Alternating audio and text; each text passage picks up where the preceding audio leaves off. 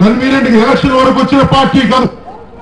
నేను ఎందుకు మీకు 4 సంవత్సరాలు ఎందుకు రోడ్ల మీద తిరుగుతున్నాం, ఎందుకు పోటీలు చేయాలంటే నేను ప్రజల నుంచి నాయకులు తయారు చేయాలనుకుంటున్నాను.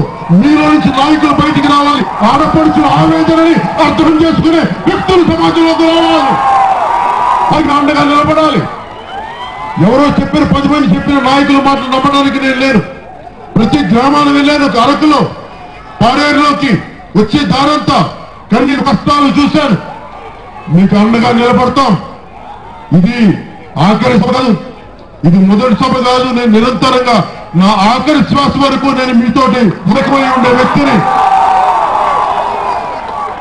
అలాగే యువతకు కూడా నేను పాడేరుని, ముఖ్యంగా మన గిరిజన ప్రాంతాలని సమృద్ధిగా అభివృద్ధి చేసే బాధ్యత పార్టీ తీసుకుంటుంది. ప్రభుత్వం స్థాపిస్తుంది. ఎవరికి ఏదైనా గొడవలు ఉన్నా కానీ, ఎందుకంటే మీరు పార్టీకి మేము అండగా నిలబడే వాళ్ళం. మీ కష్టాలను అర్థం చేసుకున్న వాడిని నా దగ్గరకు వచ్చి కూర్చోబెట్టి కాంట్రాక్టులను సంతకాలు చేయడం చేసే వ్యక్తిని కాదు. ఎందుకంటే వంతాడ మైనింగ్ ఎదుర్కొన్న వాళ్ళం, వంతాడ మైనింగ్ దోపిడీని బయట తీసుకొచ్చిన వాళ్ళం, ఇక్కడ క్వారీ అడ్డగోలు క్వారీని బయటకు తీసుకొచ్చిన వాళ్ళం. కనీసం పేపర్ కూడా రాని పరిస్థితులు, దానిని కేవలం మనం ఫేస్బుక్ ద్వారా సోషల్ మీడియా ద్వారా బయటకు తీసుకొస్తే ఈ రోజున ప్రభుత్వం కదే పరిస్థితులు పట్టుకొచ్చాం. దీనికి కారణం పవన్ కళ్యాణ్ ఒక్కడే కాదు. మీ అందరి ఆవేదన, మీ అందరి కోపం, మీ అందరూ సమాజం మన తలంపు, అవన్నీ మీ ఆకాంక్ష నేను గ్రహించాను. నాకు మీలాంటి బాధే ఉంది, నాకు మీలాంటి ఆవేదనే ఉంది. నేను ఎక్కడో దూరాన ఉండొచ్చేమో కానీ మీరు పడే బాధ అనుక్షణం నాకు అర్థమవుతా ఉంటుంది. ఇదే ఆదిలాబాద్ తండాలకు పోతే 2009లో వాళ్ళు అడుగుతుంది కూర్చోబెట్టి మాకేముంటే కొంచెం మంచి నీళ్ళు ఇప్పుతుంటే ఒక బోరుకు తవ్వే నీళ్లు కూడా పరిస్థితులు లేవు అక్కడ.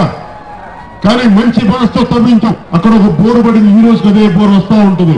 ఎందుకంటే మనిషికి నిజంగా మంచి చేయాలి అని తలంపు ఉండాలే కానీ ఇంత వ్యవస్థను అడ్డు పెట్టుకొని, ఇంత వ్యవస్థను సహకారం తీసుకుని ఎంతో బలంగా నడిపించడానికి చిత్తశుద్ధి ఉన్న నాయకులు ఉంటే చాలు. చిత్తశుద్ధి లేని నాయకులు తెరవేయడం వల్ల మనకి ఈ రోజున పాడేరు అభివృద్ధి వెనుకబడిపోయింది. నేను అండగా ఉంటాను. వార్తావాణి న్యూస్ ఛానల్ ఎప్పటికప్పుడు రాజకీయ, సినీ విశేషాలు, స్పోర్ట్స్ మరియు సాంకేతిక పరమైన మరెన్నో విషయాలను మన ముందుకు తెస్తుంది. మరింత సమాచారం కొరకు వార్తావాణి న్యూస్ ఛానల్ ని సబ్స్క్రైబ్ చేయండి.